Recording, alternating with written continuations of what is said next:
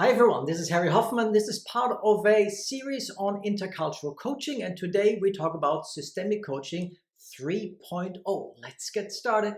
In systemic coaching 1.0, you isolate a certain part of the system and you optimize it. It's like you want your car to go faster, you change the turbocharger, or you add a turbocharger, you improve the turbocharger, exchange it, fix it, and it goes faster. You want to lose weight, you eat low carbs and you will lose weight. So this is very performance oriented.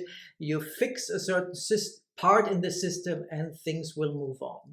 Systemic coaching 2.0 is about your mental models. You have an issue and then you look at the issue from different points of view and learn and study what does that mean to look at this from a different point of view and again from a different point of view. And in systemic coaching 3.0, you not only look at different perspectives, but you experience them.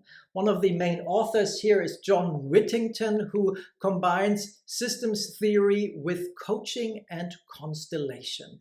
Part 2 of the book talks about experiential exercises.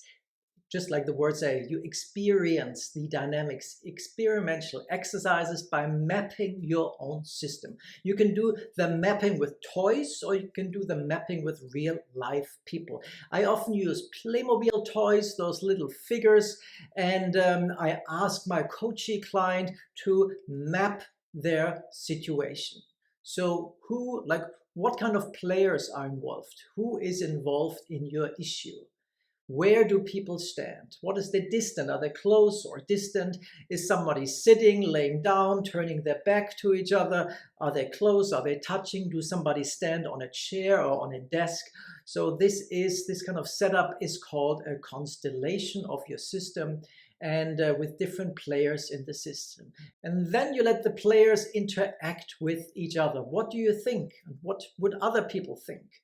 So you ask different players, how do you feel? How do you feel?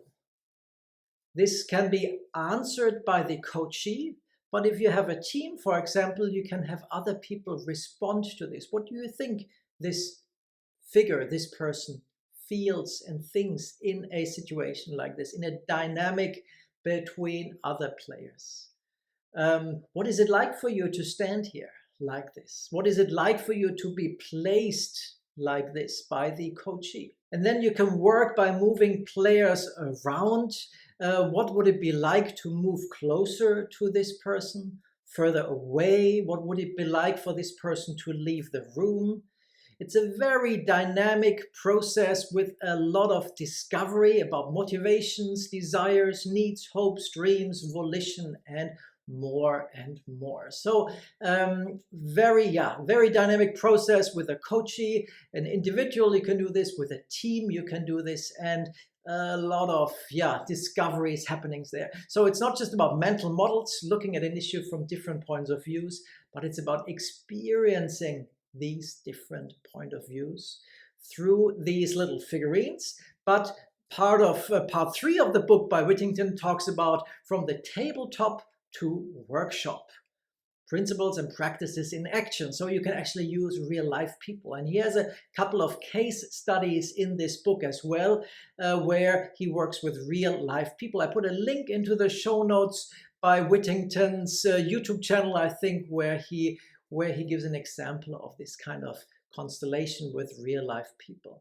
And I've once have done this with real life people, 3 full long days facilitated by somebody else. And it's an intense, emotional, very engaging process that goes beyond mind and mental models, much deeper into your heart and into your experiences. And there is a whole lot of discovery and reflection. Very exhausting, but amazing. But for intercultural context, I never used real life people because it's often not safe. I use those figures, Playmobil figures, which is there's a certain distance there, and it's much more safe to work there with this kind of distance.